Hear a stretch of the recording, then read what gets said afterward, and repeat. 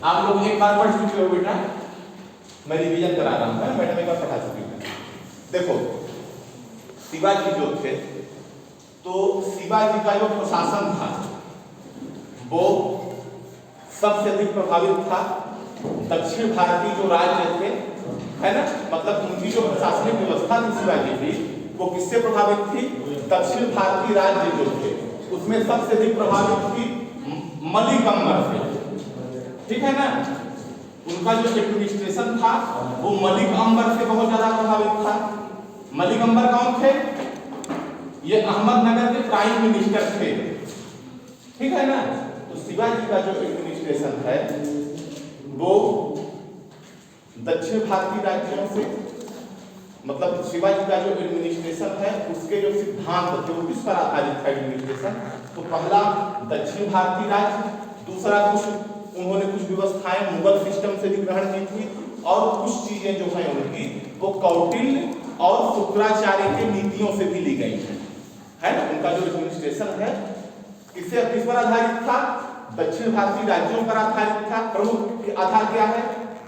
उनका जो एडमिनिस्ट्रेशन है, प्रशासन है, उसका जो पहला आधार है वो दक्षिण भारतीय राज्य थे। कौन से राज्य थे? जैसे बीजापुर था, बहमनी था, बहमनी साम्राज्य के उत्तराधिकारी राज्य थे, अहमदनगर था। तो सबसे ज्यादा किस पर आधारित था? अहमदनगर के प्रशासन पर उनका प्रशासन आधारित था, ठीक है ना। इसके अलावा उन्होंने जो दक्षिण भारतीय अन्य राज्य थे उनसे भी कुछ विशेषताएं अपने प्रशासन में ग्रहण की थी, ठीक है। मुगल प्रशासन से भी, मुगल एडमिनिस्ट्रेशन से भी कुछ विशेषताएं उन्होंने ग्रहण की थी, और उनके जो प्रशासन का आधार था वो चूंकि हिंदू पातशाही की बात करते थे वो, है ना, तो कौटिल्य और शुक्राचार्य की जो नीतियां थी उनसे भी उन्होंने कुछ विशेषताएं ग्रहण की थी। अब शिवाजी का जो प्रशासन था उसमें सेंट्रल गवर्नमेंट का जो सबसे बड़ा अधिकारी होता था वो कौन होते थे? वो खुद शिवाजी होते थे। शिवाजी की उपाधि क्या होती थी? छत्रपति। छत्रपति कहा जाता था,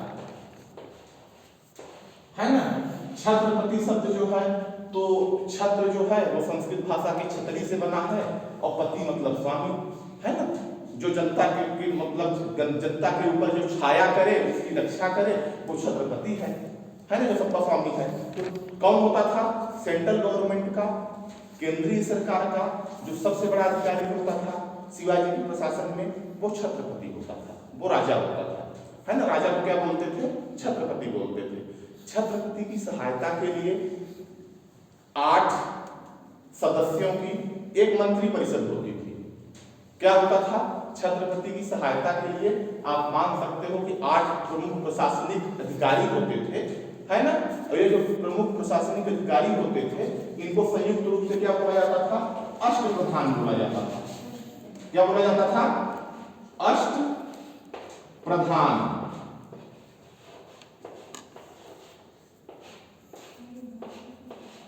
शिवाजी की सहायता के लिए 8 मंत्रियों का एक समूह होता था जिसको अष्टप्रधान बोलते हैं। वास्तव में ये कोई मंत्रिमंडल नहीं था, ये क्या होते थे? ये शिवाजी के व्यक्तिगत सचिव होते थे, ठीक है। शिवाजी के ये व्यक्तिगत सचिव होते थे। शिवाजी लगभग हर विभाग के कार्य में हस्तक्षेप करते थे और व्यक्तिगत तौर पर हर विभाग के कार्य को वो देखते थे, है ना। इनकी नियुक्ति कौन करता था? अष्टप्रधान के सदस्यों की शिवाजी करते थे, ठीक है ना। इनका पद जो था वो वंशानुगत नहीं था, ठीक है ना। अष्टप्रधान के जो मंत्री थे शिवाजी के, उनका जो पद होता था वो वंशानुगत नहीं होता था। मतलब जैसे मान लो उनका पेशवा है जो प्राइम मिनिस्टर है, उसके बाद उसके बेटे को पेशवा नहीं बनाया जाएगा, है ना। शिवाजी जिसको चाहेंगे उसको बनाएंगे। तो शिवाजी की मतलब सेंट्रल गवर्नमेंट में जो सबसे बड़ा अधिकारी है वो कौन है? वो छत्रपति है। छत्रपति जो है वो न्यायपालिका के भी प्रधान है ना। वो कानून बनाने के भी सबसे बड़े अधिकारी वही है, ठीक है ना। सेना के भी सबसे बड़े प्रधान कौन है? शिवाजी भी है, ठीक है ना। सैन्य विभाग के जो सबसे बड़े अधिकारी हैं वो भी शिवाजी हैं, है ना। कानून बनाने के भी सबसे बड़े अधिकारी शिवाजी हैं, और न्यायपालिका के भी सबसे बड़े प्रधान कौन है? शिवाजी है। अब शिवाजी की सहायता के लिए एक मंत्री परिषद है, उसको क्या बोलते हैं? उसको अष्टप्रधान बोलते हैं। इसमें कितने मंत्री होते हैं? इसमें 8 मंत्री होते हैं। वास्तव में अष्टप्रधान जो थी वो कोई मंत्री परिषद नहीं थी, उसका कोई सामूहिक उत्तरदायित्व नहीं था, ठीक है। और उसके परामर्श को मानना या न मानना ये शिवाजी के ऊपर निर्भर था। शिवाजी चाहे तो अष्टप्रधान मान लो किसी बात पे परामर्श दे रहे हैं तो उसके परामर्श को माने और चाहे तो न माने। एक विद्वान है बुलजले हेग, वो मानते हैं कि शिवाजी के पहले एक बहमनी शासक था जिसका नाम था मोहम्मद शाह प्रथम। क्या नाम था? मोहम्मद शाह प्रथम। उसने भी 8 मंत्रियों की संस्था का गठन किया था। उसकी मंत्री परिषद को अष्टप्रधान नहीं बोलते थे, लेकिन बुलजले हेग का यह कहना है कि शिवाजी के पहले भी बहमनी शासक, ठीक है, बहमनी शासक मोहम्मद शाह प्रथम ने एक 8 मंत्रियों की संस्था का गठन किया था। आई बात समझ में? तो शिवाजी का जो प्रशासन है पहली बात किस पर आधारित है? सबसे अधिक दक्षिण भारतीय जो मुस्लिम राज्य थे उन पर आधारित है। उसकी जो कुछ विशेषताएं हैं वो मुगल एडमिनिस्ट्रेशन से भी ली गई हैं और कुछ विशेषताएं जो हैं वो कौटिल्य और शुक्राचार्य की नीतियों पर आधारित है, ठीक है। साम्राज्य के केंद्र में राजा है सबसे बड़ा अधिकारी, उसकी सहायता के लिए एक मंत्री परिषद है जिसको अष्टप्रधान बोलते हैं। अष्टप्रधान में 8 मेंबर हैं, ठीक है। राजा जो है, राजा पर मतलब अष्टप्रधान का कोई नियंत्रण नहीं है, ठीक है। वो कब तक पद पे रहेंगे इसका जो मतलब अधिकार है ये छत्रपति के ऊपर है। छत्रपति की कृपा पर वो निर्भर करते थे, ठीक है ना। अब ये जो 8 मंत्री होते थे ये कौन कौन होते थे? तो सबसे पहले होते थे पेशवा। कौन होते थे? पेशवा। पेशवा कौन होते थे? ये प्रधानमंत्री होते थे। कौन होते थे? प्रधानमंत्री होते थे। प्राइम मिनिस्टर होते थे पेशवा, ठीक है ना। पेशवा जो होते थे वो प्रधानमंत्री होते थे। छत्रपति की अनुपस्थिति में समस्त कार्यों का संचालन कौन करता था? मान लो छत्रपति जो है वो कहीं अभियान पे चले गए हैं, है ना। जैसे छत्रपति आगरा आ जाते हैं औरंगजेब से मिलने, तो उस दौरान प्रशासन का क्रियान्वयन कौन करेगा? पेशवा करेंगे, ठीक है ना। तो छत्रपति के पहले पेशवा जो थे वो कौन थे? तो छत्रपति के पहले पेशवा थे श्यामजी नीलकंठ। साम्राज नीलकंठ, ठीक है ना। ये उनके पहले पेशवा थे। इसके बाद मोरोपंत पिंगले पेशवा बनते हैं। तो आप लोग इनको भले मत याद रखना, ये पहले पेशवा हैं। मेन पेशवा कौन थे? मोरोपंत पिंगले थे, ठीक है ना। शिवाजी के जो पेशवा थे प्राइम मिनिस्टर कौन थे? मोरोपंत पिंगले थे। फिर आप लोग जानते हो कि साहू जब शासक बनता है ना। साहू कौन थे? शिवाजी के जो बड़े बेटे थे संभाजी, उनके पुत्र थे। मैंने आप लोगों को बताया था परसों जब पढ़ाया था शिवाजी, है ना। साहू कौन थे? आप लोगों ने बाजीराव में साहू को देखा होगा, है ना। साहू के भी दरबार में मस्तानी आती है ना। तो प्रधानमंत्री कौन है? पेशवा है। जो पेशवा था उसकी जो पावर थी वो साहू के शासनकाल में बहुत ज्यादा हो जाती है।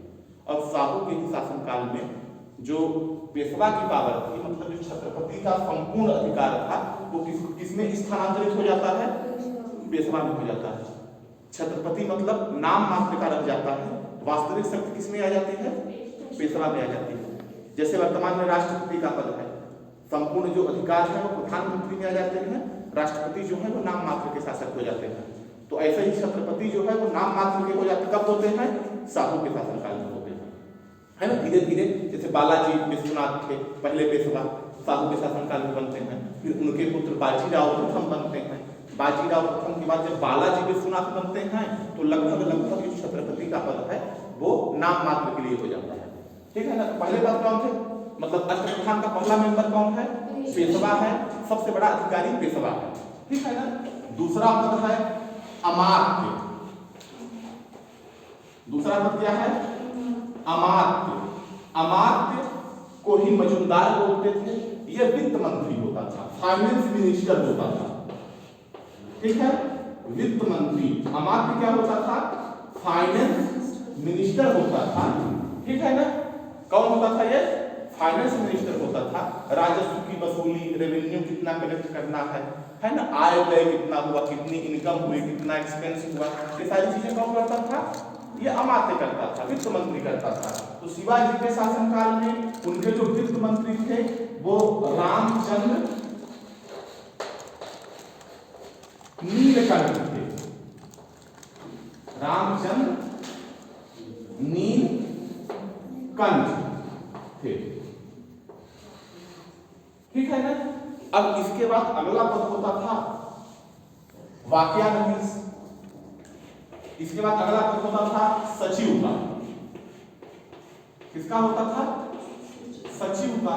सचिव जो होते थे ये पत्राचार विभाग के प्रमुख होते थे। कौन होते थे? सचिव पत्राचार, मतलब जो लेटर लिखे जाते थे, है ना। मान लो किसी विदेशी राज्य को, किसी विदेशी के पड़ोसी राज्य को कोई लेटर देना है, मान लो शिवाजी को औरंगजेब के पास कोई लेटर भेजना है, तो कौन लिखेगा उस लेटर को? कहाँ तैयार होगा? वो सचिव के पास लिखा जाएगा, ठीक है ना। तो इस पद पर कौन थे? इस पद पर थे दत्ताजी अन्नो, अन्नाजी, एक मिनट, अन्नाजी दत्तोपंत, ठीक है। कौन था? अन्नाजी दत्तोपंत। अब इसके बाद अगला जो पद होता था वो होता था वाक्यानवीस का। किसका होता था? वाक्यानवीस। वाक्यानवीस जो थे ये क्या करते थे? समझ में आ रहा है जो बता रहा हूं? नहीं आ रहा है? वाक्यानवीस राज दरबार की जो प्रतिदिन की घटनाएं होती थी, जैसे राजा ने प्रतिदिन क्या क्या किया है ना, डे बाई डे शासक क्या करते हैं छत्रपति, उस घटना को कौन लिखता था? वाक्यानवीस लिखते थे, ठीक है ना। इसके अलावा वाक्यानवीस क्या करते थे? वाक्यानवीस जो थे वो गुप्तचर विभाग के भी हेड होते थे, ठीक है। राजा की जो सुरक्षा की जिम्मेदारी होती थी वो भी वाक्यानवीस के अंतर्गत होती थी। तो शिवाजी के समय पर दत्ताजी, कौन? दत्ताजी त्रयंबक, दत्ताजी त्रयंबक जो थे ये कौन थे? ये वाक्यानवीस थे, है ना। तो ये भले मत याद रखना कौन था, ये याद रखना कि ये पद होता था और ये काम करता था। ये एक बार नहीं याद रखोगे कि प्राइम मिनिस्टर कौन था, है ना, पंत कौन था, तो चल जाएगा। लेकिन इतना याद रखे कि पेशवा जो होता था वो प्रधानमंत्री होता था, अमात्य होता था फाइनेंस मिनिस्टर होता था, सचिव जो होता था वो पत्राचार विभाग का प्रमुख होता था, है ना। वाक्यानवीस जो होता था वो प्रतिदिन की कार्यवाही लिखता था कि क्या क्या कार्यवाही हो रही है। इसके अलावा एक पद होता था सुमंत का। क्या होता था? सुमंत। सुमंत को क्या बोलते थे? दबीर भी बोलते थे। ये कौन होता था? ये विदेश मंत्री होता था। सुमंत कौन होता था? विदेश मंत्री होता था, है ना। शिवाजी के समय में रामचंद्र पंत उनके विदेश मंत्री थे। कौन था उनका विदेश मंत्री? रामचंद्र पंत, ठीक है ना। अब इसके अलावा कितने कितने मिनिस्टर हो गए? 5 हो गए, है ना। राष्ट्रप्रधान में कितने मेंबर होते थे? 8 मेंबर होते थे, है ना। अब अगला जो मंत्री होता था वो होता था सर ए नौबत। कौन होता था? सर ए नौबत। ये कौन होते थे? ये रक्षा मंत्री होते थे, सैन्य मंत्री होते थे, ठीक है। आर्मी के हेड होते थे सर ए नौबत। शिवाजी के शासनकाल में हम्बीर राव मोहिते जो थे वो उनके रक्षा मंत्री थे। रक्षा मंत्री क्या करते थे? सैन्य मंत्री आर्मी में जवानों की भर्ती करते थे, ठीक है। उनके सैलरी की का इंतजाम करते थे, उनमें अनुशासन रखते थे और उनकी मतलब आर्मी जो है वो चुस्त दुरुस्त रहे, इसके लिए ही प्रबंध करते थे, ठीक है ना। तो सर ए नौबत कौन था? सेनापति था, ठीक है ना। सर ए नौबत कौन था? सेनापति था। हम्बीर राव मोहिते उनके सेनापति थे, ठीक है ना। इसके बाद बेटा जो अगला पद है वो है पंडित राव का। किसका है? पंडित राव। पंडित राव कौन थे? आपने पढ़ा है बेटा कि मुगल काल में, सल्तनत काल में जो धार्मिक विभाग का हेड होता था वो सद्र होता था, है ना। तो शिवाजी के समय पे अब सद्र तो होंगे नहीं, सद्र तो मुस्लिम में होते थे, तो कौन होता था? पंडित राव होता था। ये क्या करते थे? ये साम्राज्य के धार्मिक विभाग के प्रमुख थे और जो सामान्यतः ब्राह्मणों को, मंदिरों को, विद्वानों को जो अनुदान दिए जाते थे, जो ग्रांट दी जाती थी, वो कौन देता था? पंडित राव देते थे।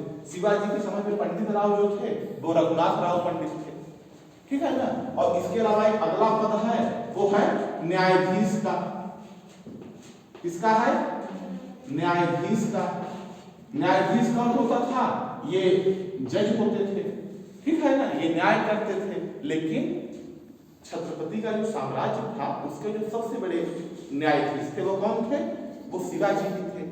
सबसे बड़े सेनापति कौन थे? वो शिवाजी ही थे, है ना। शिवाजी सभी डिपार्टमेंट के हेड हैं, उनके नीचे उनके सहयोग के लिए ये लोग होते थे। न्यायाधीश कौन था? निराजी राव थे, निराजी राव। देखो आप लोग ये याद रखना कि शिवाजी, देखो कुछ डिपार्टमेंट तो अपने आप याद हो जाएंगे, जैसे प्राइम मिनिस्टर याद कर लेना, प्राइम मिनिस्टर पेशवा होता था, है ना। रक्षा मंत्री के लिए याद कर लेना, सेनापति होता था, है ना। ऐसे ही विदेश मंत्री के लिए सुमंत होता था, ठीक है ना। धार्मिक मामलों के लिए पंडित राव होता था, है ना। न्यायाधीश तो होगा ही, ठीक है ना। तो ये 8 डिपार्टमेंट होते थे। कितने विभाग होते थे? 8 विभाग होते थे जो प्रशासन में शिवाजी की सहायता करते थे। अब सुनो ध्यान से मेरी बात, ये जो विभाग थे इनमें से सेनापति का जो पद था उसे छोड़ के बाकी के जो 7 मंत्रालय होते थे वो ब्राह्मणों को दिए जाते थे, ठीक है। सेनापति के पद को छोड़ के बाकी के जो विभाग थे उनका प्रमुख ब्राह्मणों को ही बनाया जाता था। एक काजी, एक न्यायाधीश और एक पंडित राव, ठीक है। किनको किनको? एक पंडित राव, एक न्यायाधीश को छोड़ के बाकी जितने भी मंत्री थे अष्टप्रधान के, उन सभी को असैनिक के साथ साथ सैनिक दायित्व का भी निर्वहन करना पड़ता था। समझ रहे हो मेरी बात? मतलब जैसे पेशवा है, उसको हो सकता है कहीं युद्ध पे जाना है, भेज दें, ठीक है। वाकया नवीस है, उसको युद्ध पे भेज सकते थे, है ना। सचिव है, उसको युद्ध पे भेज सकते थे। किनको युद्ध पे नहीं भेजा जा सकता था? एक पंडित को नहीं भेजा जा सकता था और एक न्यायाधीश को नहीं भेजा जा सकता था, ठीक है ना। किनको नहीं भेजा जा सकता था युद्ध पे? एक पंडित राव को युद्ध पे नहीं भेजा जा सकता था सैनिक अभियान पे, और एक न्यायाधीश को। इसके अलावा अष्टप्रधान के जितने मेंबर थे उनको असैनिक दायित्व के साथ साथ सैन्य दायित्व का भी निर्वहन करना पड़ता था, ठीक है ना। इसके अलावा जो पंडित राव हैं, सेनापति हैं और न्यायाधीश हैं, जब कोई सरकार आदेश निकालती थी, जब कोई राजाज्ञा निकाली जाती थी, जब कोई अध्यादेश निकाला जाता था, तो उस पर एक पंडित राव, दूसरे जो हैं वो न्यायाधीश और तीसरे जो हैं सेनापति, इतने लोगों को छोड़कर सभी के सिग्नेचर होते थे, ठीक है ना। जब कोई शासकीय अध्यादेश निकाला जाता था, जब कोई सरकारी आदेश निकलता था, तो उस पर एक पंडित राव के सिग्नेचर नहीं होते थे, एक न्यायाधीश के सिग्नेचर नहीं होते थे, एक सेनापति के सिग्नेचर नहीं होते थे, बाकी सभी के सिग्नेचर होते थे। हाँ, सर ए नौबत। शिवाजी के टाइम पीरियड पर उनके सेनापति हम्बीर राव मोहिते थे। मैं जो बता रहा हूँ समझ में आ रहा है क्या? क्योंकि एक बार पढ़ भी चुके हो, ठीक है ना। तो ये होते थे, ठीक है ना। अब ये क्या हो गया? ये केंद्रीय प्रशासन हो गया। अब शिवाजी ने क्या किया था? अब प्रांतीय प्रशासन नहीं होगा, ठीक है ना। ये क्या हो गया? ये सेंट्रल एडमिनिस्ट्रेशन था। सरकारी आदेश को न्यायाधीश, सेनापति, उनके छोड़कर सभी, हाँ, न्यायाधीश, सेनापति और पंडित, इनको छोड़ के सभी के सिग्नेचर होते थे। देखो, सर ए नौबत मतलब सेनापति को छोड़ के बाकी जितने भी मंत्री होते थे सभी ब्राह्मण होते थे। सेनापति जिसको बनाया जाता था वो मराठे को बनाया जाता था, ठीक है ना। अब शिवाजी का मतलब प्रांतीय प्रशासन, क्या? प्रांतीय प्रशासन। देखो बेटा, शिवाजी के शासनकाल में उनके जो प्रांत थे, ठीक है, शिवाजी ने अपने साम्राज्य को क्या किया? प्रांतों में डिवाइड किया। उनके पास उनके साम्राज्य में 4 प्रांत थे। कितने प्रांत थे? शिवाजी के साम्राज्य में 4 प्रांत होते थे, ठीक है ना। शिवाजी के पास जो प्रांत थे वो 2 प्रकार के प्रांत थे। कितने प्रकार के प्रांत थे? शिवाजी के शासनकाल में उनके साम्राज्य में 2 प्रकार के प्रांत होते थे। पहले प्रकार के प्रांत को बोलते हैं स्वराज। क्या बोलते हैं? स्वराज। और दूसरे प्रकार के प्रांत को बोलते हैं बेटा मुगलई। क्या बोलते हैं? मुगलई। क्या होते हैं मैं बताता हूं आप लोगों को। देखो, ऐसे प्रांत जिन पर शिवाजी का प्रत्यक्ष नियंत्रण था, जैसे मराठवाड़ा का क्षेत्र था, कर्नाटक का क्षेत्र था, है ना। ऐसे प्रांत क्या थे? ऐसे प्रांत स्वराज कहलाते थे, ठीक है ना। और मुगलई जो होते थे, जिनको मुल्क ए कादिम भी कहा जाता था, ऐसे प्रांत जो मुगल गवर्नमेंट के अंतर्गत होते थे, ठीक है। ऐसे प्रांत जो मुगलों के अधीन थे उनको क्या बोलते थे? मुगलई बोलते थे। शिवाजी यहाँ क्या करते थे? यहाँ से चौथ और सरदेश मुख वसूल करते थे। मतलब जो प्रांत, ऐसे प्रांत जहां पे शिवाजी की सेना जाके लूट मार करती थी, ठीक है। ऐसे प्रांत, ऐसे स्थान, ऐसे एरिया जहां पे शिवाजी की जो आर्मी थी जाके लूटपाट करती थी, वहां के राजा से जबरदस्ती टैक्स लेती थी, शक्तिपूर्वक बल के माध्यम से, ऐसे प्रांत क्या कहलाते थे? मुगलई कहलाते थे। इनको मुल्क ए कादिम भी कहते हैं। क्या बोलते हैं? मुल्क ए कादिम, मुल्क ए कदीम, है ना। तो कितने प्रकार के प्रांत थे शिवाजी के राज्य में? 2 प्रकार के प्रांत थे। एक हो गया स्वराज, जो उनके सीधे नियंत्रण में था, जो उनके प्रत्यक्ष नियंत्रण में था, वो क्या था? वो स्वराज था। जो उनके प्रत्यक्ष नियंत्रण में नहीं था, वो क्या था? वो मुगलई था, ठीक है ना। जो मुगलों के नियंत्रण में था, जहां पे उनकी सेना जाके आर्मी जाके लूटपाट करती थी, जहां से वो चौथ नाम का टैक्स रेवेन्यू कलेक्ट करते थे, वो क्या था? वो मुगलई था। बात आई समझ में? नहीं आई? नहीं आई? कोई है जिसको ना आया? एक सरदेश मुख। देखो, शिवाजी के जो प्रांत थे वो 2 तरह के प्रांत होते थे, 2 टाइप के प्रांत होते थे, 2 टाइप के, ठीक है। पहला टाइप क्या है? स्वराज। ऐसा स्थान जो शिवाजी के प्रत्यक्ष नियंत्रण में था, जहां के वास्तविक शासक वो थे, जैसे महाराष्ट्र का जो एरिया था, कुछ कर्नाटक का एरिया था, ठीक है।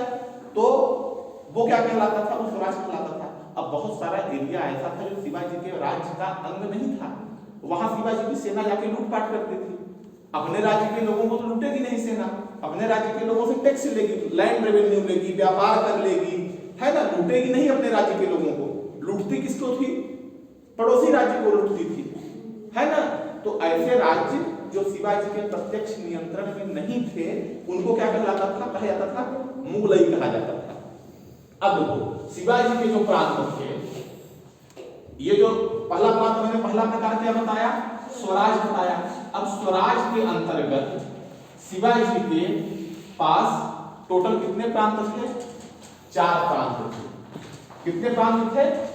शिवाजी ने स्वराज के अंतर्गत, मतलब जो प्रत्यक्ष नियंत्रण में एरिया था, उनको उन्होंने 4 पार्ट में डिवाइड किया। पहला पार्ट कौन था? पहला पार्ट था उत्तरी प्रांत। पहला पार्ट कौन था? पहला प्रांत, पहला स्टेट कौन था? उत्तरी प्रांत, ठीक है।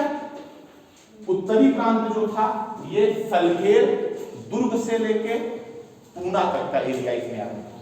कहां से कहां तक का एरिया आता था? सलहेर दुर्ग से लेके पूना तक का एरिया इसमें आता था। इसके जो हेड थे कौन थे? मोरोपंत पिंगले। मोरोपंत पिंगले, ठीक है। मोरोपंत पिंगले ही उनके पेशवा भी थे, ठीक है ना। तो पहला प्रांत क्या हो गया? स्वराज के अंतर्गत, मतलब मैंने आपसे बताया कि शिवाजी के जो प्रांत हैं वो 2 प्रकार के होते थे। पहला प्रांत टाइप, पहला प्रकार होता था स्वराज, जो उनके प्रत्यक्ष नियंत्रण में था। दूसरा टाइप होता था मुगलई, जिसको मुल्क ए कादिम भी बोलते हैं, जो मुगलों के या किसी अन्य शासक के अधीन होता था, जहां से वो चौथ वसूल करते थे। तो अब जहां से वो जो उनके अधीन है ही नहीं, उसको तो वो अपने मतलब अपने प्रांत के अंतर्गत डिवाइड करेंगे ही नहीं। वहां वो प्रांत थोड़ी बनाएंगे उस एरिया में। जहां उनकी सेना लूट मार करने जाती है, वहां तो वो नए प्रांत बनाएंगे नहीं, प्रांत वो कहां बनाएंगे, जो उनके प्रत्यक्ष नियंत्रण में है। तो प्रत्यक्ष नियंत्रण में क्या है, स्वराज है। तो स्वराज के अंतर्गत क्या किया उन्होंने, 4 प्रकार के प्रांत बनाए। मराठी अभिलेखों में हमको ये जानकारी मिलती है कि शिवाजी के प्रांतों को क्या कहा जाता था, स्वराज कहा जाता था। स्वराज के अंतर्गत 4 प्रांत थे। पहला उत्तरी प्रांत। उत्तरी प्रांत कहां से कहां तक था, सलहेर से पूना के दुर्ग तक। इसके हेड कौन थे, इसके गवर्नर कौन थे, इसके गवर्नर थे मोरोपंत पिंगले। ठीक है, आगे बात समझ में। दूसरा प्रांत जो था, दूसरा प्रांत था दक्षिणी प्रांत। दक्षिणी प्रांत, दक्षिणी प्रांत के प्रमुख कौन थे, दक्षिणी प्रांत जो था बेटा वो, दक्षिणी प्रांत जो था तो इसके जो हेड थे, इसके हेड थे अन्नाजी दत्तो। कौन थे, अन्नाजी दत्तो। ये कनारा तक था, कनारा का एक एरिया है ना, कोंकण जो था वो इसी प्रांत में आता था। कहां तक फैला हुआ था ये कनारा तक फैला हुआ था, है ना, और कोंकण इसी प्रांत के अंतर्गत आता था। तीसरा प्रांत कौन सा था, तीसरा राज्य कौन सा था, तीसरा स्टेट जो था वो था दक्षिण पूर्वी। दक्षिण पूर्वी, ठीक है ना।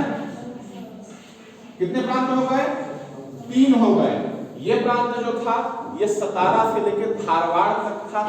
इसके जो हेड थे वो दत्ताजी पंत थे।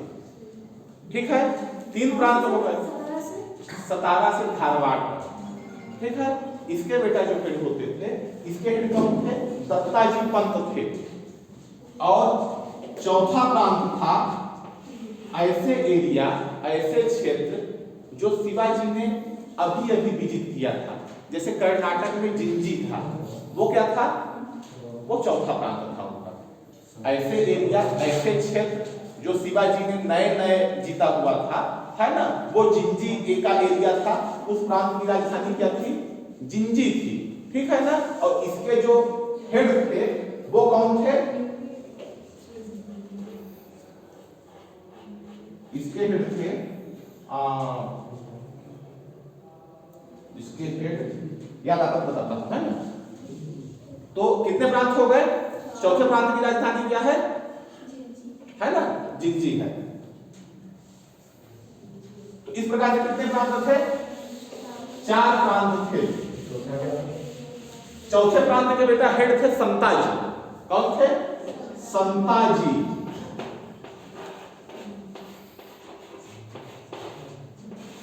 समझ में नहीं आ रहा है, देखो याद तो करना पड़ेगा। अगर है ना, मैं बस बता सकता हूं और याद तो करना पड़ेगा। याद तो मैं करा नहीं सकता कि घोट के पिला दो, है ना। सुनो तो देखो बेटा, शिवाजी का जो प्रांत था ये क्या हो गया, संता। संत से बनेगा संता। तीसरे के बेटा थे दत्ताजी पंत। ठीक है, कितने प्रांत थे शिवाजी के अंतर्गत, 4। छत्रपति का जो साम्राज्य था उसमें 4 प्रांत थे। ठीक है ना। अब शिवाजी ने प्रांतों को क्या किया था कि प्रांतों को उन्होंने सूबे में, सरकार में, जैसे मुगल काल में कैसे सूबे का, स्टेट का विभाजन होता था, सूबे होते थे। ठीक है, सूबे के बाद सरकार होती थी, सरकार के बाद परगने होते थे। तो शिवाजी ने ऐसा नहीं किया। शिवाजी ने क्या किया कि प्रांत था, प्रांत के नीचे बेटा होता था मौज, मौजा। क्या होता था, मौजा। मौजा के ऊपर नीचे क्या होता था, मौजा के नीचे तरफ। क्या होता था, तरफ। ठीक है ना। प्रांत थे, प्रांत का जो प्रमुख कहलाता था उसको क्या बोलते थे, सर सूबेदार। प्रांत के प्रमुख को क्या बोलते थे, सर सूबेदार या मुख्य देशाधिकारी। क्या बोलते थे, मुख्य देशाधिकारी। प्रांत के प्रमुख को क्या बोलते थे, मुख्य देशाधिकारी। शिवाजी के अधीन बेटा जो प्रांत थे उनमें सबसे इंपॉर्टेंट जो कर्नाटक मैंने बताया जो जिंजी था, उसके प्रांत मंत्री को सबसे अधिक महत्व दिया जाता था। ठीक है ना। तो क्या हो गया, प्रांत था, मतलब उनका जो साम्राज्य था, सेंट्रल गवर्नमेंट थी, पूरा साम्राज्य था, वो प्रांत में डिवाइड था। प्रांत के नीचे क्या होते थे? मौजा होते थे। इनका जो हेड होता था वो सर हवलदार होता था, सर हवलदार, ठीक है ना। और इसके बाद तरफ होते थे, तो तरफ का कौन होता था प्रमुख? हवलदार होता था। तरफ का प्रमुख कौन होता था? हवलदार, ठीक है ना। और उसके बाद फिर गांव होते थे। गांव का प्रमुख कौन होता था? पटेल होता था। आई बात समझ में? देखो गांव है, गांव से ऊपर तरफ है, तरफ के बाद क्या है? मौजा है। मौजा को आप जिला मान लो, प्रांत को आप स्टेट मान लो, तरफ को आप तहसील मान लो, ठीक है। ये इनके प्रांतों का विभाजन था। बोलो। वो बोला जिंजा वाला जो था, हाँ। जो जिंजी वाला, उसमें उसकी गवर्नर बहुत ज्यादा, उसको बहुत ज्यादा इंपॉर्टेंट दी जाती थी, उसके अधिकार ज्यादा थे, क्योंकि नया नया स्टेट बनाया था उन्होंने, है ना।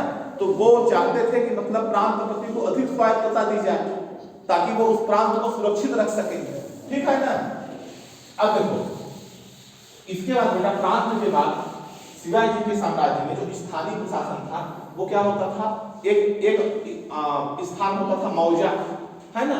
एक गांव और तरफ के बीच एक और इकाई मानी जाती थी, उसको क्या बोलते थे? मौजा। मौजा क्या होती थी? मैंने आपसे बताया एक इकाई तरफ, ठीक है। देखो देखो कौन कौन सी इकाई मैंने बताई आपको? प्रांत, प्रांत के नीचे क्या है? प्रांत के नीचे बेटा, सॉरी मौजा डिलीट करो, महाल है, ठीक है। महाल, ठीक है ना। मौजा को डिलीट मारो, वहां पे पेस्ट कॉपी करोगे, ठीक है ना। प्रांत था, प्रांत के बाद महाल है, और महाल के बाद फिर तरफ है, और तरफ के बाद फिर गांव है, ठीक है ना। लेकिन तरफ और गांव के बीच में एक और प्रशासनिक इकाई होती थी जिसको मौजा बोलते थे। क्या बोलते थे? मौजा। इसका जो प्रमुख था वो कारकुन कहलाता था। क्या कहलाता था? कारकुन, ठीक है। तो आगे बात समझ में। अब देखो प्रशासन में सबसे नीचे क्या होते थे? गांव होते थे, ठीक है ना। देखो सबसे ऊपर स्टेट होगा, कॉमन सी बात है, इतना समझ ही रहे हो, है ना। स्टेट के नीचे कौन होगा? महाल होगा। महाल के नीचे क्या होगा? तरफ होगा।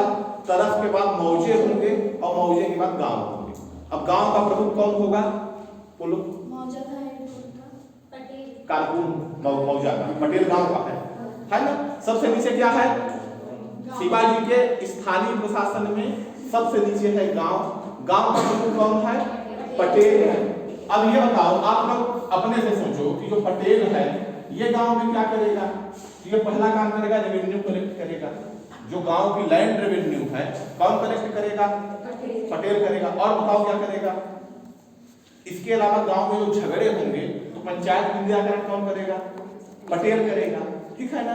अब पटेल की सहायता के लिए गांव में जो रेवेन्यू कलेक्ट होगा उसका भी हिसाब किताब लिखने वाला कोई होना चाहिए, है ना। कि किसने दिया किसने नहीं दिया, दूसरे का रेवेन्यू जो है वो दूसरे के सर पे न पड़ जाए। तो कौन करेगा ये काम? ये कुलकर्णी करेगा। कौन करेगा? कुलकर्णी। आगे बात समझ में। कौन करेगा? गांव में जो स्थानीय प्रशासन का हेड होता था वो पटेल होता था, ठीक है ना। पटेल क्या करता था? गांव का मुखिया होता था, ठीक है। पटेल का पद जो होता था वंशानुगत होता था, मतलब पिताजी पटेल थे तो बेटा भी होगा, बेटा था तो पोता भी होगा, ठीक है ना। तो पटेल का पद कैसा है? वंशानुगत है। क्या करेगा ये? गांव में अगर किसी के झगड़े होते हैं उसका निपटारा करेगा। आई बात समझ में। गांव में जो रेवेन्यू कलेक्ट करना है वो पटेल करेगा, टैक्स जो कलेक्ट करेगा, ठीक है ना। और इसकी सहायता के लिए एक व्यक्ति होगा जो लेखा जोखा करेगा, हिसाब किताब करेगा। वो कौन करेगा? वो कुलकर्णी करेगा, ठीक है ना। अब जो पटेल का पद होता था ये बिक्री योग्य होता था, मतलब हस्तांतरित होता था। जैसे मैं पटेल हूं, अब इन्होंने मुझे पैसा दे दिया तो पटेल ये हो गए, मतलब खरीदा बेचा जा सकता था। ठीक है ना, क्या होता था, खरीदा बेचा जा सकता था। अब इसके अलावा बेटा दक्षिण भारत में बहुत एक फेमस चीज है, 12 अलूटे और 12 बलूटे होते थे। क्या होते थे गांव में? देखो बेटा, अंग्रेज जब आए भारत में, प्राचीन काल से न जाने कितने आक्रांता आए, उन्होंने यहाँ लूटा, ध्वस्त किया, यहाँ की धन संपदा को ले गए अपने साथ। लेकिन भारत के गांव का जो वास्तविक स्वरूप था, आक्रांता आते थे, लूटमार करते थे, और इसके बाद भारत की जो भूमि थी इतनी उपजाऊ थी, धरती फिर से लहराने लगती थी, है ना, फिर से खेत खलिहान हो जाते थे। तो भारत के जो गांव थे वो क्या थे, वो आत्मनिर्भर थे। समझ रहे हो, भारत के जो गांव थे वो आत्मनिर्भर थे, उनका जितना उपयोग था वो अपना खुद ही प्रोडक्शन कर लेते थे, है ना। अब उनके पास मोबाइल तो थी नहीं, है ना, कि टावर लाके लगाओ गांव में, है ना। उनके जितना उनका यूज था, कितना यूज था, जो जीवन की मूलभूत आवश्यकताएं हैं उतना ही यूज था, तो वो अपना खुद ही प्रोडक्शन कर लेते थे। गांव जो थे वो आत्मनिर्भर थे, ठीक है ना। तो ये क्या होता थी, 12 बलूटे और 12 अलूटे जो होते थे, जैसे 12 एक होता था अलूटा, ये गांव के सेवक होते थे, और 12 बलूटे जो होते थे ये विभिन्न प्रकार के कारीगर होते थे। जैसे लोहार हो गया, गांव के उपयोग के लिए लोहार बना लेता था, है ना। जैसे कुम्हार हो गया, जैसे धोबी हो गया, जैसे नाई, मतलब विभिन्न प्रकार के कारीगर होते थे, विभिन्न प्रकार के लोग होते थे जो वंशानुगत होते थे, जन्म के आधार पर होते थे, और गांव की समस्त आवश्यकताओं की पूर्ति करते थे। कौन करता था ये काम? 12 अलूटे और 12 बलूटे, ठीक है ना। ये हो गया शिवाजी का, क्या हो गया ये हमने उनका प्रशासन पढ़ लिया इतना। अब इसके बाद शिवाजी का जो प्रशासन है, हम लोग सैन्य प्रशासन देख लेते हैं। समझ में आ रहा है नहीं आ रहा है? ना आ रहा हो बताओ, और समझाओ। फिर लास्ट वाला फिर से समझा दीजिए। क्या देखो बेटा, क्या होता था गांव में, मैंने बताया गांव में सबसे निचली प्रशासनिक इकाई क्या है? गांव है। आज भी सबसे नीचे की प्रशासनिक इकाई क्या है? गांव भी है। अब गांव में जैसे वर्तमान में सरपंच होते हैं, उस समय पर पटेल होता था, ठीक है।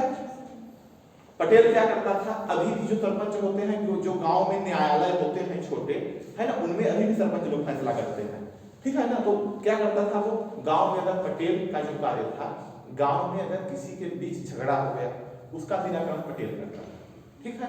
गांव में जो रेवेन्यू कलेक्टर होता था, क्योंकि सेंट्रल गवर्नमेंट को रेवेन्यू देना है, तो कौन कलेक्ट करेगा, किसके माध्यम से होगा, तो पटेल करेगा, ठीक है। पटेल का जो पद होता था वो वंशानुगत होता था, मतलब पिताजी पटेल थे तो बेटा भी पटेल होगा। अब पटेल का जो पद था वो हस्तांतरित था, मतलब बिक्री योग्य भी था। मान लो कोई पटेल है, वो चाहे अपने पद को बेच के किसी दूसरे को पटेल बना दे, दूसरा किसी तीसरे को बेच दे, है ना।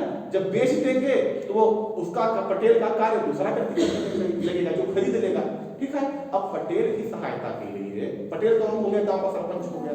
अब पटेल की सहायता के लिए एक गांव में जैसे सचिव होते हैं, पंचायत सचिव, तो कौन होगा वहां पे पंचायत सचिव का काम कौन करेगा, कुलकर्णी करेगा, ठीक है ना। इसके अलावा गांव में क्या होता था कि गांव की आवश्यकता की पूर्ति के लिए मार्केट तो होते नहीं थे, संचार के साधन थे नहीं, सड़क अच्छी थी नहीं, बरसात में बारिश होती थी तो लोग घर से नहीं निकल पाते थे, है ना। पता चला घर से बाहर गए तो 5 किलो मिट्टी पैर के साथ गई, तो क्या करते थे वो, सड़क अच्छी थी नहीं, है ना, परिवहन था नहीं, तो गांव के लोग अपनी आवश्यकता की पूर्ति कैसे करते थे, गांव में ही कर लेते थे। तो क्या होते थे, 12 बलूटे होते थे। ये 12 बलूटे क्या करते थे, विभिन्न प्रकार के कारीगर, पेशेवर समुदाय होते थे, पेशेवर जातियां होती थी। जैसे आप लोग जानते होंगे, जैसे गांव में लोहार होते हैं, बर्तन बनाते हैं, है ना, चर्मकार होते हैं, जूते बनाते हैं, है ना, कुम्हार होते हैं, मिट्टी के बर्तन बनाते हैं, ठीक है ना। ऐसे ही पेशेवर समुदाय होते थे। ये क्या होते थे, ये 12 बलूटे कहलाते थे। अब सुनो, अब शिवाजी का सैन्य प्रशासन, क्या सैन्य प्रशासन, सैन्य प्रशासन,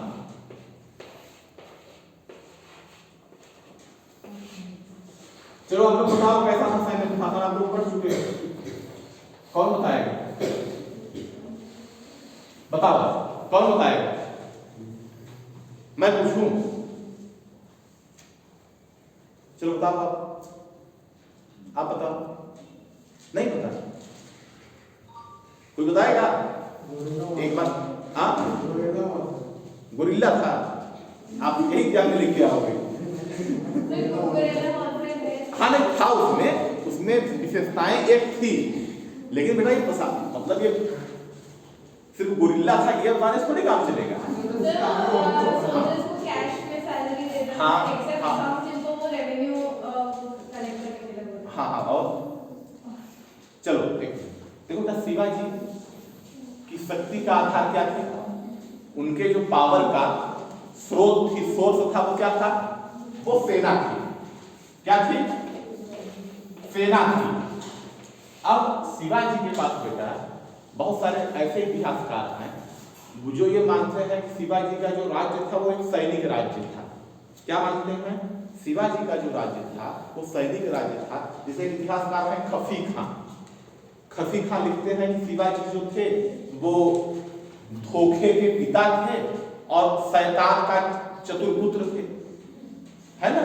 खफी खां क्या लिखता है? शिवाजी जो थे वो धोखे के पिता थे और शैतान के चतुर्पुत्र थे। बहुत सारे खफी खां जैसे ही इतिहासकार मानते हैं कि शिवाजी जो थे वो तैमूर लंग के और अलाउद्दीन खिलजी के हिंदू संस्करण थे। मतलब ये भी लूटपाट का काम करते थे, है ना? क्योंकि शिवाजी जो थे वो आस पड़ोस के राज्यों को लूट के रेवेन्यू भी कलेक्ट करते थे। इसीलिए मैंने आपको बताया था कि स्मिथ जो है वो शिवाजी के राज्य को डाकू राज्य बोलते हैं। कौन बोलता है डाकू राज्य? स्मिथ बोलते हैं। तो शिवाजी की शक्ति का जो केंद्र था वो क्या थी? वो सेना थी। ठीक है ना? अब सेना उनकी जो थी, तो शिवाजी की सेना में कौन कौन होगा? एक तो हो जाएंगे पैदल सैनिक, ठीक है ना? कौन हो जाएगा? एक तो पैदल सेना हो जाएगी, दूसरी कौन हो जाएगी? दूसरी घुड़सवार हो जाएगी, है ना? तीसरी क्या हो जाएगी? सेना के अंग बताओ कौन कौन हो जाएगा? एक हाथी हो जाएगा। क्या हो जाएगा? हाथी हो जाएगा। और कौन हो जाएगा? बंदूक वाले भी आ गए थे बाबर के टाइम के बाद, तो बारूद का भी प्रयोग हो गया था। तो एक कौन हो जाएंगे? एक बंदूकची हो जाएंगे।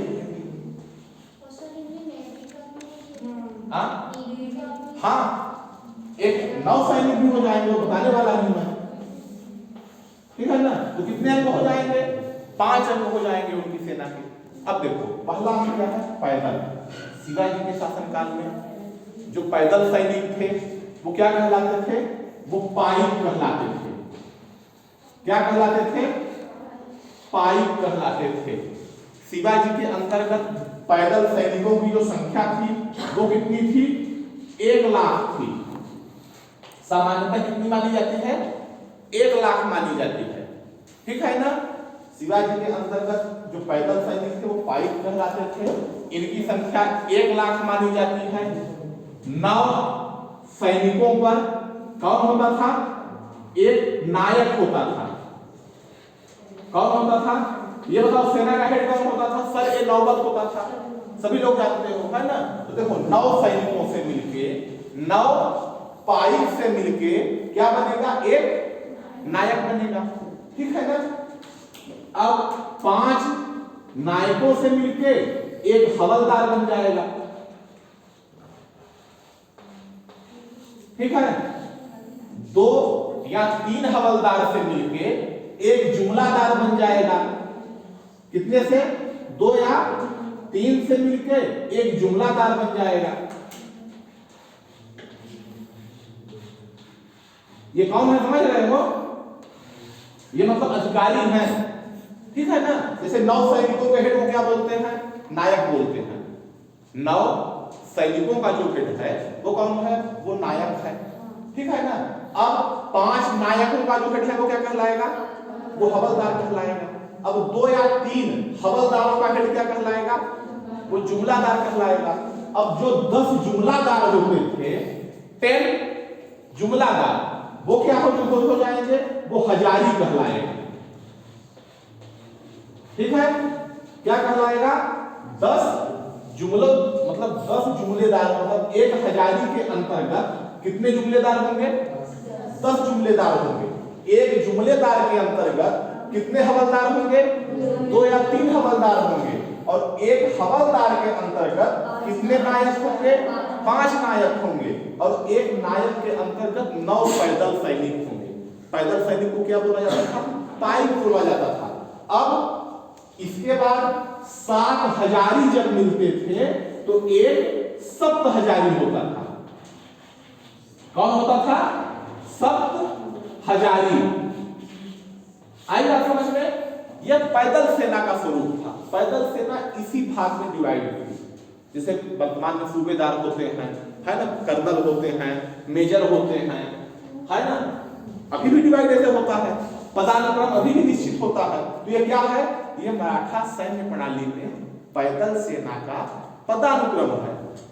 उनकी वरीयता है कि कौन किससे बड़ा है, इसके अंडर में कितने लोग आते हैं। आई बात समझ में? अब देखो ये क्या हो गया? ये पैदल सेना हो गई। क्या ये क्या हो गया? ये पैदल सेना हो गई। अब पैदल सेना के बाद मैंने कहा घुड़सवार सेना होती। तो घुड़सवार सेना के घुड़सवारों को क्या कहा जाता था? पागा कहा जाता था। क्या कहा जाता था? पागा। पैदल सैनिकों को क्या कहा जाता था? पाइक। और घुड़सवार सेना के घुड़सवारों को क्या कहा जाता था? पागा कहा जाता था। ठीक है ना। शिवाजी के पास जो घुड़सवारों की संख्या थी वो 30,000 से लेके 40,000 तक थी। शिवाजी की सेना का बेटा जो सबसे शक्तिशाली, जो सबसे पावरफुल अंग था वो क्या था? वो घुड़सवार सेना। ठीक है ना। क्या था? सबसे पावरफुल घुड़सवार थे, जिनकी गति बहुत तीव्र थी। अचानक अटैक करते थे, अचानक आते थे, मारपीट करते थे, गायब हो जाते थे, पता ही नहीं चला कहां चले गए। तो ये कौन करता था? ये पागा करते थे। इनकी संख्या कितनी थी? 30 से 40,000। ठीक है ना। अब देखो घुड़सवार सैनिक 2 तरह के होते थे। एक होता था, पहले इसको मिटा दो। घुड़सवार सैनिक जो होते थे वो कितने तरह के होते थे? 2 तरह के होते थे। एक होते थे बरगीर, बरगीर, और दूसरे होते थे सिलेदार। कौन होता था? सिलेदार। अब कोई बता सकता है इनमें अंतर क्या है?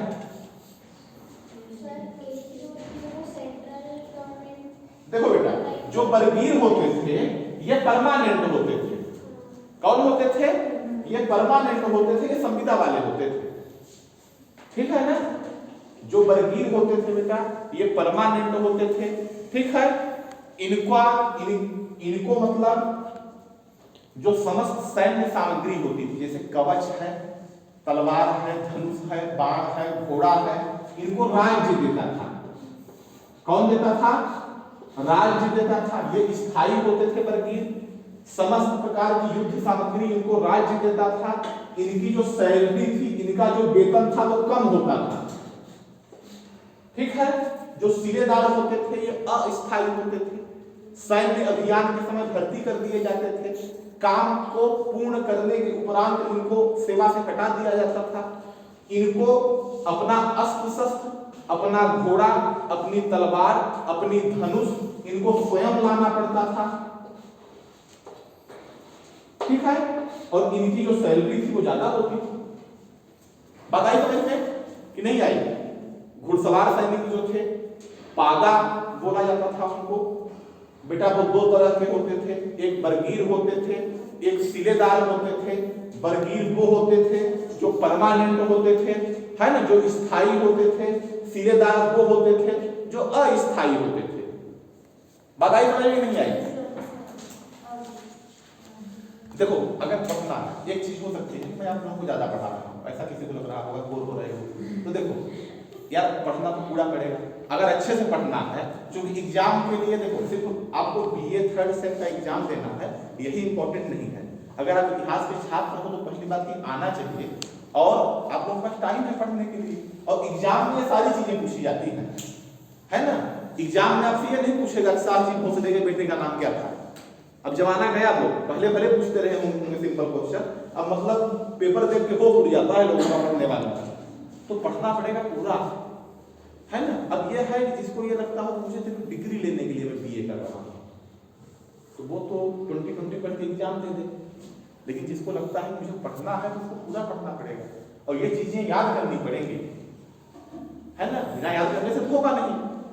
तो अगर इतिहास तो सभी एग्जाम के लिए इंपॉर्टेंट है।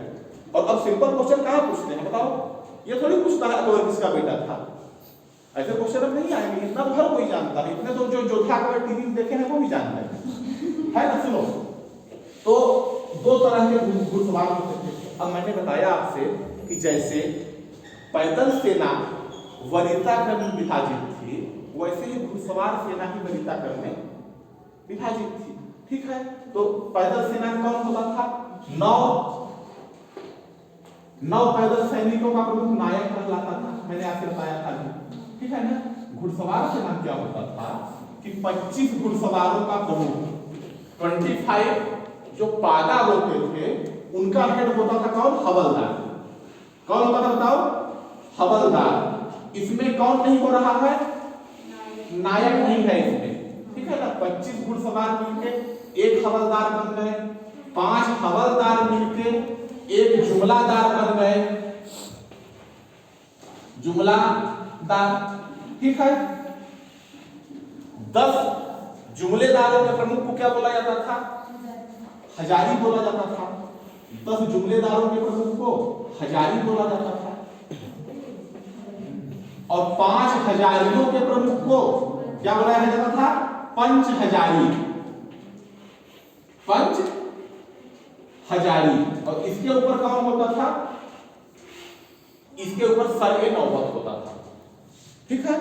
क्या होता था? सर-ए-नौबत। इसके अलावा हम लोगों को बेटा जो जानकारी मिलती है शिवाजी के पास 1260 हाथी थे। ठीक है। कितने हाथी थे? 1260 हाथी थे। उनके पास 200 नावों का बेड़ा था। ठीक है ना। क्या था?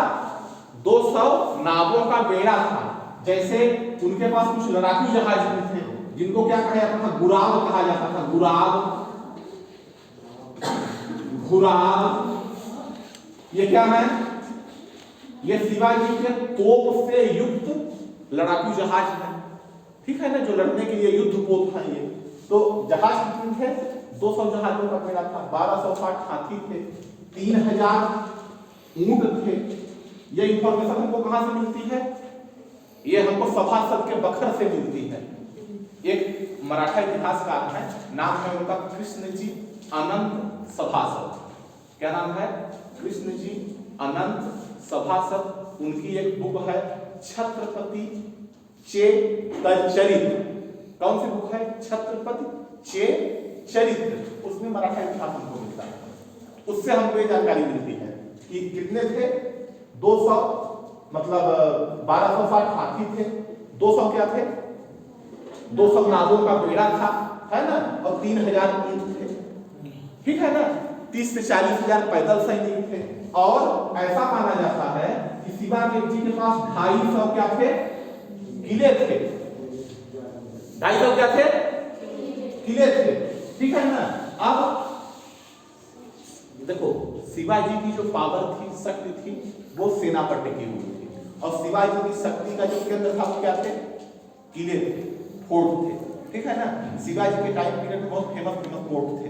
जैसे आप लोग जानते हो कोंडाना था, सिंहगढ़ था, राजगढ़ था, प्रतापगढ़ था, है ना। जैसे राजगढ़ में क्या हुआ था?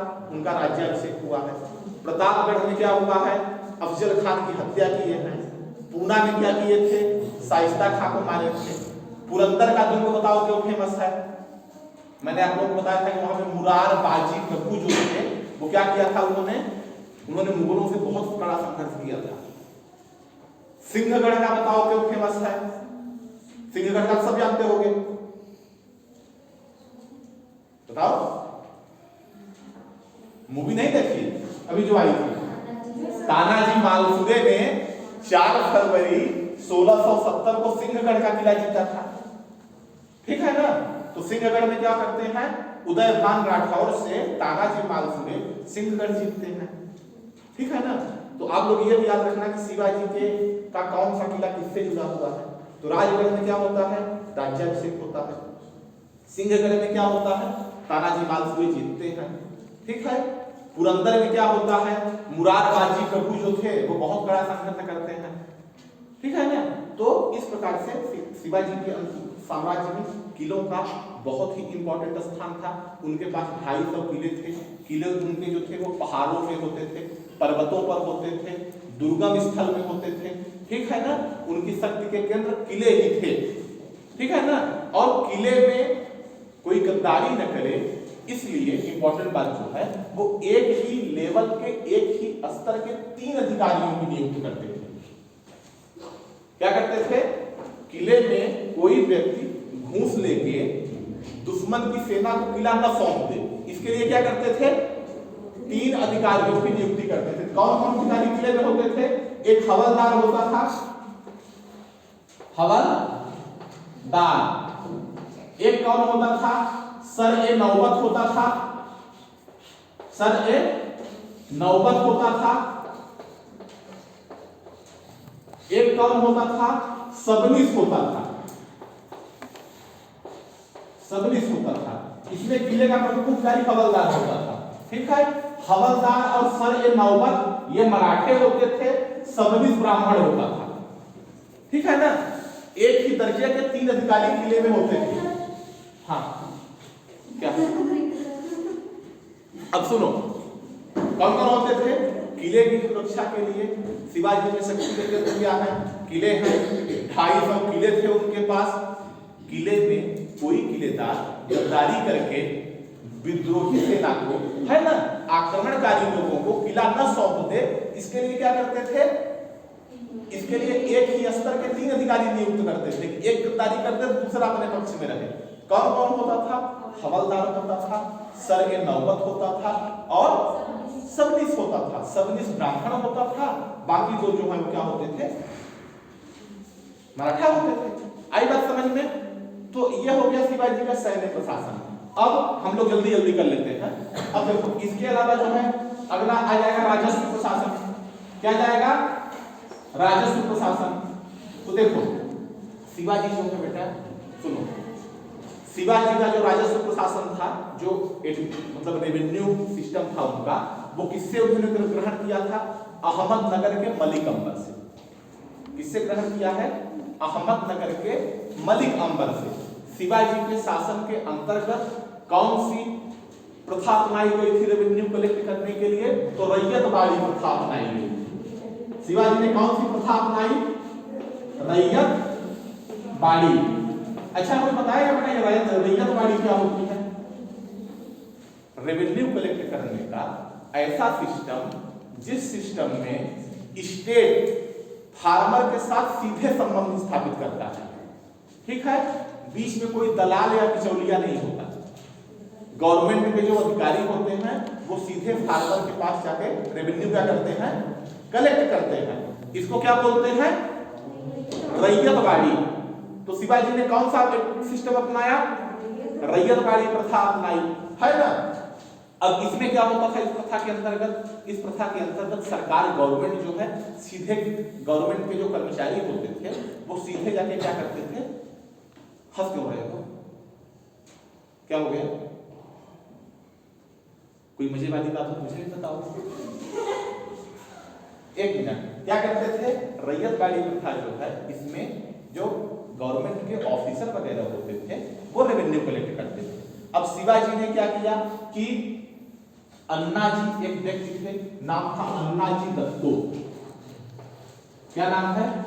अन्नाजी दत्तो। ये क्या कहलाते हैं? ये महाराष्ट्र के टोडरमल कहलाते हैं। दक्षिण भारत का टोडरमल कौन कहलाता है? मलिक अंबर कहलाता है। ठीक है। साउथ इंडिया का टोडरमल मलिक अंबर कहलाता है।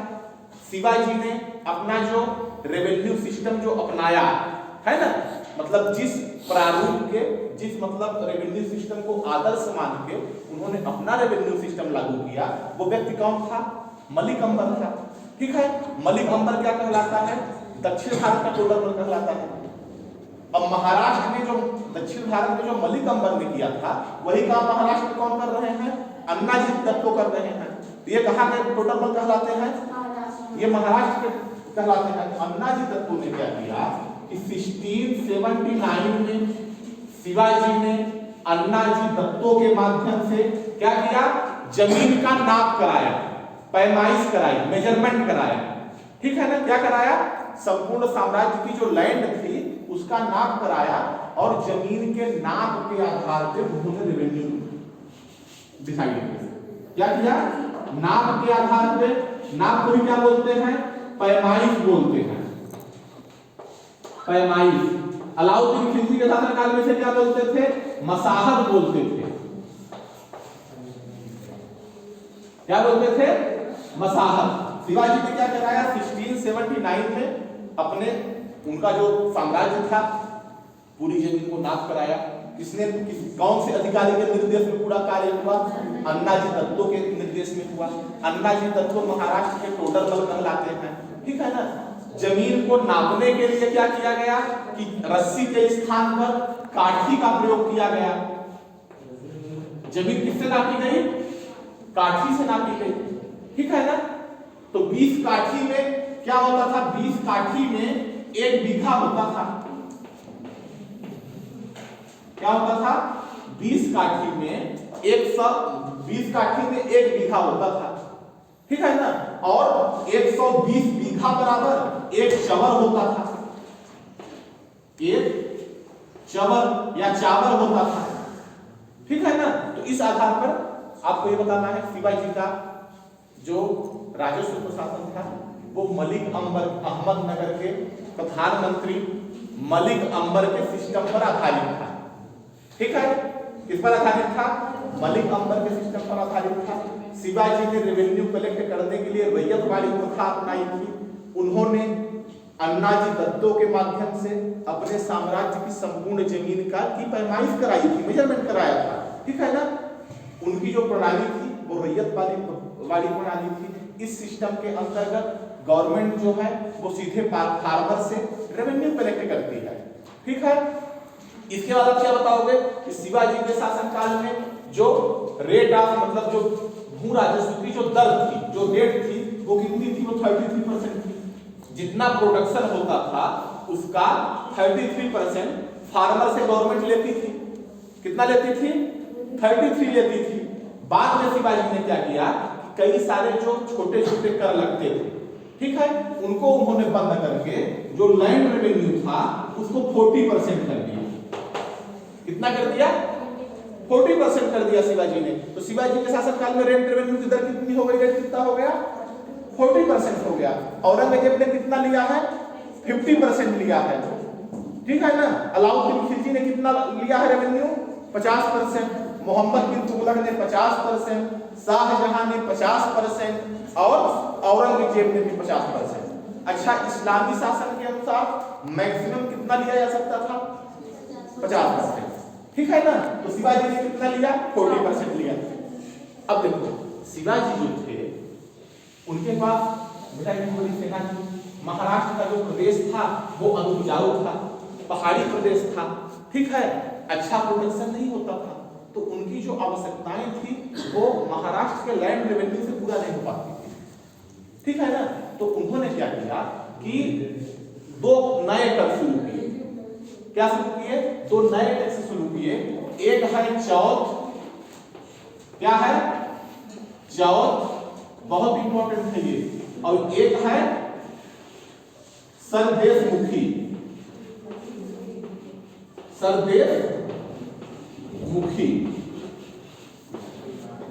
अच्छा, आप लोग एक चीज सुनो, आप लोग शिवाजी की सेना के बारे में एक चीज नोट कर लेना। शिवाजी की सेना के बारे में एक चीज ये नोट कर लेना कि शिवाजी की जो सेना थी वो बरसात में छावनी में रहती थी। कहाँ रहती थी? बरसात में छावनी में रहती थी। बरसात के बाद जब दशहरा का त्योहार आता था उसके बाद सेना अभियान पे जाती थी। ठीक है? शिवाजी की जो सेना थी उसको जो सैलरी है वो कैश में देते थे। कैसे देते थे? शिवाजी अपनी सेना को सैलरी कैसे देते थे? कैश में देते थे। लेकिन बहुत सारे इतिहासकार मानते हैं शिवाजी ने जागीरदारी सिस्टम खत्म कर दिया था। आप लोगों को मैंने बताया है कि मनसबदारी सिस्टम के अंतर्गत अकबर जिन सैनिकों को कैश में पेमेंट करता था वो क्या होते थे, वो सिर्फ मनसबदार होते थे। और मनसबदारी सिस्टम के ही अंतर्गत ऐसे मनसबदार, ऐसे सैनिक अधिकारी या ऐसे सैनिक जिनको कैश में पेमेंट न करके किसी एरिया का रेवेन्यू दे दिया जाता था, वो जागीरदार कहलाते थे। तो इतिहासकार मानते हैं शिवाजी ने कोई एरिया नहीं दिया।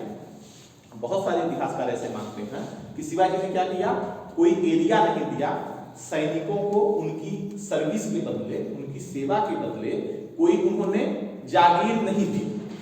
बहुत सारे इतिहासकार ऐसा मानते हैं उन्होंने जागीरदारी को खत्म कर दिया, लेकिन बहुत सारे लोग मानते हैं कि शिवाजी ने जागीर दी है ना। वो जागीर जो है मुकासा, वो मुकासा कहलाती थी, वो सरंजाम के रूप में दी। सरंजाम क्या होता था, किसी भी एरिया का रेवेन्यू होता था। किस रूप में देते थे, सरंजाम के रूप में देते थे। किस रूप में देते थे, सरंजाम। ठीक है, ये क्या होता था, किसी भी सैनिक को उसके सेवा के बदले में, है ना, उसकी सैलरी के बदले में किसी एरिया का लैंड रेवेन्यू दे दिया जाता था। वो क्या कहलाता था, वो सरंजाम कहलाता था। ठीक, हाँ देखो अलग अलग इतिहासकारों का अलग अलग मत है। मैंने यही बताया कि कुछ इतिहासकार मानते हैं कि उन्होंने जागीर प्रथा को खत्म कर दिया, ठीक है, लेकिन मैंने आपसे बताया कि जो सभासद की बखर है उसमें मिलता है वो देते हैं।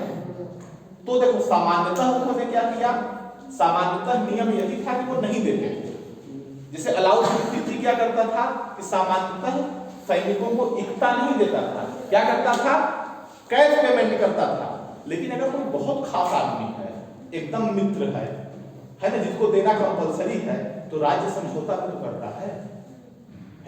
सर्वोपरि क्या है, राज्य का हित है। वर्तमान में भी राज्य समझौता करता है ना। विपक्षी दल का कोई विधायक अगर आ गया तो उसको मंत्री बना देते हैं, है ना, तो कभी कभी समझौता भी करना पड़ता है। तो शिवाजी सामान्यतः जागीर, क्या बात है भाई, क्यों मास्क के नीचे हंस रहे हो, पता भी नहीं चले कौन हंस रहा है। सुनो, तो शिवाजी सामान्यतः जागीरदारी प्रथा को खत्म करते हैं, लेकिन अपवाद रूप में वो क्या करते हैं कि अपने सैनिकों को, सैनिक अधिकारियों को सरंजाम के रूप में जागीर देते हैं। ठीक है, जैसे मैं आपको बताया था कि मनसबदारी में जाट और सवार होता था। इसमें क्या होता था, इसमें जाट होता था और फौज होता था। जिनको जाट और सवार पता होगा वो जाट और फौज समझ जाएंगे। जाट क्या होता था, जिस सरंजाम को, जिस व्यक्ति को सरंजाम दिया जाता था उसको क्या बोला जाता था, उसको सरंजामदार बोला जाता था। जैसे जिसको मनसब दिया जाता था उसको क्या बोला जाता था, उसको मनसबदार बोला जाता था। तो जिस व्यक्ति को सरंजाम दिया जाता था उसको सरंजामदार बोला जाता था। ठीक है, अब जिस व्यक्ति को बेटा किसी भी व्यक्ति को कैश पेमेंट न करके, मान लो कोई व्यक्ति स्टेट के लिए सर्विस दे रहा है, किसी पद पर नियुक्त है, अब उसको सैलरी ही देना है, तो सैलरी के लिए कैश पेमेंट न करके किसी एरिया का रेवेन्यू दे दिया जाता था। तो उसको क्या बोलते थे, उसको सरंजाम बोलते थे। जैसे मुगल काल में इसको जागीर बोलते थे। तो जो सरंजाम है ना, मुकासा होती थी, तो ये जो सरंजाम होता था ये दो पार्ट में डिवाइड होता था। एक जाट होता था, एक फौज होता था। जो जाट होता था, मनसबदारी पढ़े हो नहीं पढ़े हो, जाट क्या होता था, ये मनसबदार का, ये सैनिक का व्यक्तिगत वेतन होता था। और जो फौज होता था ये सेना के जो बाकी उसके जो अंतर्गत लोग होते थे उनकी सैलरी होती थी। उसके अंतर्गत जो किले वगैरह होते थे उनके लिए जो प्रबंध होता था, जो व्यय दिया जाता था, है ना, मरम्मत वगैरह के लिए, वो फौज में आता था। बताइए समझ में। अब देखो शिवाजी ने क्या किया कि उनकी जो आर्मी की आवश्यकताएं थी वो पूरे नहीं हो रहे थे, इसलिए उन्होंने क्या किया, दो नए कर शुरू किए। एक चौथ है, एक सरदेशमुखी है। चौथ क्या था, ऐसे क्षेत्र जो शिवाजी के सीधे नियंत्रण में नहीं आते थे, जो या तो मुगलों के अधीन थे या उनके पड़ोसी राज्यों के अधीन थे। वहां पे शिवाजी क्या करते थे कि उनसे एक टैक्स लेते थे। कितना लेते थे, उनके यहाँ जितना टोटल रेवेन्यू कलेक्ट होता था उसका 25% लेते थे। कितना लेते थे, जिस स्टेट में जाते थे वो, जिस स्टेट से लेते थे उसके यहाँ जितना रेवेन्यू कलेक्ट होता था, कितना लेते थे उसका 25% बोलते थे मुझे दे। तो अब ये चौथ था क्या? तो इस चौथ के संबंध में इतिहासकारों के अलग अलग मत हैं, ठीक है ना। जैसे एक इतिहासकार हैं रानाडे। रानाडे जो है वो चौथ की तुलना किससे करते हैं? सहायक संघ से करते हैं। सहायक संघ पढ़ा है आप लोगों ने? इसको वेलेजली ने शुरू किया था, लॉर्ड वेलेजली ने, है ना। तो बड़ा सहायक संधि जो होती थी, सहायक संधि वेलेजली ने शुरू किया था, है ना। उस समय पर नेपोलियन का भी प्रभाव बहुत ज्यादा बढ़ गया था। तो वेलेजली चाहता था कि भारतीय राज्य जो है वो अपनी सुरक्षा के लिए पूर्ण रूप से मेरे ऊपर निर्भर हो जाए। वेलेजली कौन है? गवर्नर जनरल था, ठीक है ना।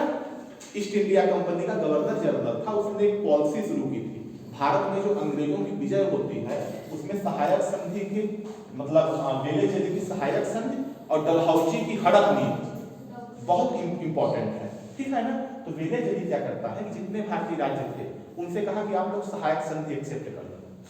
तो उस संधि के अंतर्गत क्या होता था कि उन राज्यों की जो विदेश नीति थी, है ना, जो फॉरेन पॉलिसी थी, वो ईस्ट इंडिया कंपनी के अंतर्गत हो जाती थी। उनकी सेना भंग हो जाती थी। और वो क्या करता था, जो राजा होते थे वो अपने यहाँ ईस्ट इंडिया कंपनी की एक सेना रखते थे। सेना किसकी है?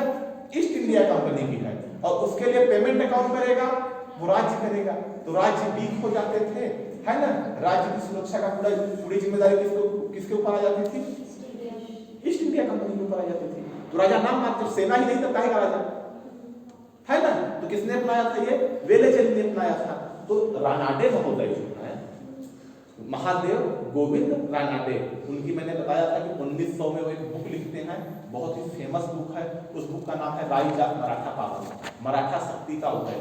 उसमें वो चौथ की तुलना किससे करते हैं? सहायक संघ से करते हैं। और ये बोलते हैं कि यह जो था ये किसी तीसरी शक्ति से उस राज्य की सुरक्षा के बदले में कर लिया जाता था। क्या बोलते हैं रानाडे? रानाडे बोलते हैं जो चौथ नाम का टैक्स लिया जाता था तो किसी तीसरी शक्ति से, मैं मराठा हूं, ये मुझे चौथ दे रहे हैं, अगर इनके ऊपर ये आक्रमण करेंगे तो सुरक्षा देना किसका काम हो जाएगा? मेरा काम हो जाएगा, क्योंकि ये चौथ देते हैं। बात समझ में आई कि नहीं आई? रानाडे बोलते हैं चौथ एक ऐसा टैक्स था जिसमें किसी तीसरी शक्ति से सुरक्षा करने के लिए मराठी जिम्मेदारी लेते थे और उसके बदले क्या करते थे? चौथ लेते थे। उसका एग्जांपल दे रहा हूं, जैसे ये बैठा हुआ है, मैं मराठा हूं, मैंने इनसे टैक्स लिया, ठीक है। अब अगर कोई अदर पर्सन, अदर कोई शक्ति इनके ऊपर अटैक करेगी तो चूंकि मैंने टैक्स लिया हुआ है इसलिए इनकी जो सिक्योरिटी की जिम्मेदारी है वो मेरे ऊपर है। ऐसा कौन बोलते हैं? ऐसा रानाडे बोलते हैं, ठीक है ना। तो दूसरे इतिहासकार हैं गोविंद सखाराम सरदेसाई, उनकी बुक का नाम है न्यू हिस्ट्री ऑफ मराठा। वो कहते हैं कि जो चौथ था वो विजित क्षेत्रों से लिया जाता था, जहां वो जीतते थे वहां लेते थे, सुरक्षा का मतलब नहीं था, ठीक है। जहां अटैक कर दिया तहां ले लिए। और तीसरे इतिहासकार हैं सर जदुनाथ सरकार, वो बोलते हैं कि चौथ जो था वो मराठा आक्रमण से सुरक्षा के लिए लिया जाता था। किससे लिया जाता था? मराठा आक्रमण से सुरक्षा। आप मतलब समझे? रानाडे बोलते हैं कि तीसरी शक्ति अगर आक्रमण करेगी तो चौथ ले रहा हूं तो बचाएंगे, लेकिन ये बोलते हैं जदुनाथ सरकार कि सिर्फ हम आक्रमण नहीं करेंगे, चौथ दे दो हम चले जाएंगे, लेकिन सुरक्षा तुम्हारी नहीं करेंगे, सुरक्षा से हमको मतलब नहीं है, हम बस तुम्हारे ऊपर अटैक नहीं करेंगे, उसके बदले में चौथ लेंगे, ठीक है ना। तो क्या होता था? ये चौथ पर्व होता था, इसको खानदानी भी बोलते थे। ये किसने कहा है? क्या? मराठा आक्रमण से सुरक्षा हेतु ये कहा है? देखो जदुनाथ सरकार ने बोल, हाँ जदुनाथ सरकार बोलते हैं कि मराठा आक्रमण से सुरक्षा से बचाव के लिए, है ना, जदुनाथ सरकार ने बोला है। अब इस कर को चौथ को खानदानी भी बोला जाता था। क्या बोला जाता था? खानदानी, ठीक है ना। तो एक कर क्या हो गया? एक कर चौथ हो गया। चौथ आया समझ में नहीं आया, है ना। अब शिवाजी आस पड़ोस के राज्यों में, है ना, उनकी टोटल आय का 25% टैक्स लेते थे, जो चौथ कहलाता था। इसके अलावा बेटा वो दूसरा टैक्स लेते थे क्या, सरदेशमुख। शिवाजी ये दावा करते थे कि जितने वहां पे देशमुख हैं उनके जो हेड है वो कौन है, वो शिवाजी है ना। इसलिए वो मानते थे कि उनका हक है कि वो टैक्स ले। तो कौन सा टैक्स लेते थे, सरदेशमुख लेते थे, ये 10% लिया जाता था, ठीक है ना। और इसके अलावा जब शिवाजी शासक बने थे तो उन्होंने अपने जागीरदारों पर, ठीक है, जो उनके यहाँ सरदेशमुख थे उनके ऊपर उन्होंने टैक्स लगाया था, मैंने बताया था मीरास पट्टी। क्या लगाया था, मीरास पट्टी, इसको सिंहासन पट्टी भी बोलते हैं, ठीक है ना। ये शिवाजी के द्वारा लेने वाले टैक्स हो गए। हाँ क्या, ये सरदेशमुख लगता था जो देशमुखों के ऊपर, जो देशमुख होते थे, आप मान सकते हो उस तरह के जागीरदार होते थे, है ना। शिवाजी ये मानते थे कि सारे देशमुखों के प्रधान को है, इसलिए वो लिया जाएंगे। अब ये मीरास पट्टी भी किस पर लगता था, जागीरदारों पर, देशमुखों के ऊपर, है ना। कब इन्होंने लगाया था, जब शिवाजी का राज्याभिषेक हुआ था, ठीक है ना। कब राज्याभिषेक हुआ था, 6 जून 1674, ठीक है ना। कहां हुआ था राज्याभिषेक, राजगढ़ में हुआ था। 2 बार राज्याभिषेक हुआ है, क्योंकि राज्याभिषेक के ठीक 11वें दिन 17 जून 17 जून 1664 को उनकी माता का 74 को उनकी माता की डेथ हो जाती है। तो एक तांत्रिक रहते हैं निश्चलपुरी गोस्वामी, वो बोलते हैं गलत मुहूर्त में हुआ था, इसलिए शिवाजी दोबारा राज्याभिषेक कराते हैं। अब शिवाजी की धार्मिक नीति, लास्ट टॉपिक है, क्या है, शिवाजी की धार्मिक नीति। धार्मिक नीति देखो, शिवाजी जो थे उन्होंने हिंदू पद पातशाही की उपाधि धारण की, उन्होंने हैंडव धर्मो रक्षक की उपाधि धारण की, उन्होंने यवन पर पीड़क की उपाधि धारण की। लेकिन बेटा वो मुसलमानों के खिलाफ, वो इस्लाम धर्म के खिलाफ नहीं थे, ठीक है ना। उन्होंने, आप लोग जानते हो शिवाजी तुलजा भवानी, उनकी जो कुल देवी थी वो तुलजा भवानी थी, ठीक है ना। शिवनेरी के दुर्ग में उनका जन्म हुआ था, और शिवनेरी माता के ही नाम पर, शिवनेरी देवी के ही नाम पर उनका नाम क्या पड़ा था, शिवाजी पड़ा था। शिवाजी के चरित्र पर तुकाराम का भी बहुत प्रभाव पड़ा था। तुकाराम राम घर, मैंने कल बताया था, हम लोग वारकरी संप्रदाय के संत थे, परसों बताया था मैंने, है ना। तुकाराम कौन थे, वारकरी संप्रदाय के संत थे। और शिवाजी एक बार इनको कुछ उपहार देना चाहते थे, तो इन्होंने क्या किया था, लेने से मना कर दिया था। तो शिवाजी से उपहार लेने के लिए किसने मना कर दिया था, धन संपन्नता तुकाराम ने मना किया था, है ना। तो शिवाजी तुकाराम से भी प्रभावित थे। शिवाजी के जो गुरु थे वो समर्थ रामदास उनके आध्यात्मिक गुरु माने जाते हैं, है ना, जिनकी बुक का नाम दास बोध है। तो शिवाजी जो थे वो धार्मिक स्वभाव के थे, ठीक है ना, लेकिन वो सांप्रदायिक नहीं थे। और सबसे बड़ी बात यह है कि खफी खां जो है, जो मैंने आपसे बताया कि शिवाजी को बोलते हैं कि ये मतलब शैतान के चतुर बेटे हैं, है ना, धोखेबाजों के पिता हैं। वो भी बोलता है शिवाजी की धार्मिक नीति की उसने भी तारीफ की है। किसने की है शिवाजी की धार्मिक नीति की तारीफ, खफी खां ने की है। जबकि खफी खां शिवाजी की बहुत बुराई करता है। अपनी खफी खां की बुक का क्या नाम है, मुंतखब उत लुबाब, मैंने उस दिन बताया था, लिखवाया हमने, है ना। तो खफी खां क्या बोलता है, खफी खां भी शिवाजी के धार्मिक नीति की तारीफ करता है। शिवाजी, आपको बताना है, शिवाजी एक धर्म सहिष्णु शासक थे, ठीक है ना। सामान्यतः उनकी सेना जब आक्रमण करती थी तो वो अपने सैनिकों को निर्देश देते थे कि किसी भी धार्मिक व्यक्ति के साथ किसी प्रकार का अन्याय न किया जाए, है ना, मस्जिद को नुकसान न पहुंचाया जाए। वो कुरान का आदर करते थे, वो मुस्लिम फकीरों का, संतों का बहुत ज्यादा आदर करते थे। एक केलोसी के संत थे, याकूत, कहाँ के संत थे, केलोसी के एक मुस्लिम संत थे याकूत। उनको शिवाजी ने क्या किया था, उनको उन्होंने आश्रम बनाने के लिए जमीन दान दी थी, है ना। शिवाजी ने मस्जिदों में दीपक जलाने के लिए, प्रकाश करने के लिए भूमि अनुदान दिया था, ठीक है ना। जब शिवाजी की सेना जब कहीं जाती थी, शिवाजी स्पष्ट निर्देश देते थे कि किसी भी महिला के साथ, किसी भी साधु संत के साथ, है ना, किसी प्रकार का अन्याय न किया जाए। अच्छा, एक बात और याद रखना कि शिवाजी ने अपनी सेना में स्त्री गमिता पे प्रतिबंध लगाया हुआ था। मतलब उनकी आर्मी के साथ कोई महिला नहीं जा सकती थी। अगर कोई सैनिक किसी नाचने वाली को या किसी को भी ले जाता था आर्मी में तो उसको क्या सजा मिलती थी? मृत्युदंड मिलता था। अगर कोई औरत चली गई, क्यों हंसते हो भाई? आप बहुत हंस रहे हो, कोई कारण तो बताओ। कोई कारण है? क्या नाम है आपका बेटा? उन्नति। नाम तो बहुत अच्छा है, सच में अच्छा है नाम, है ना? तो हंस क्यों रहे हो? उन्नति कोई मतलब पर्सनल बात है ना? कि मैं जोकर जैसा लग रहा हूं? अच्छा सुनो, तो शिवाजी क्या करते हैं? केलोसी याकूत को क्या करते हैं? वो मंदिर आश्रम बनाने के लिए धूम तानते थे, ठीक है ना? शिवाजी जो है वो राजगढ़ में जगदीश्वर मंदिर का निर्माण कराते हैं। जगदीश्वर मंदिर का कहाँ निर्माण कराते हैं? राजगढ़ में, है ना? तो आपको ये बताना है कि शिवाजी जो थे एक धर्म सहिष्णु शासक थे। उन्होंने धर्म के आधार पर किसी के साथ कोई भेदभाव नहीं किया। उन्होंने अपनी सेना में मुसलमानों की भी नियुक्ति की और शिवाजी की जो सेना थी बहुत अनुशासित थी, है ना? शिवाजी की सेना में बहुत ज्यादा अनुशासन था। उन्होंने स्पष्ट निर्देश दिया था कि फसलों को नुकसान न पहुंचाओ, धार्मिक व्यक्तियों को नुकसान न पहुंचाओ, है ना? किसी महिला को किडनैप मत करो।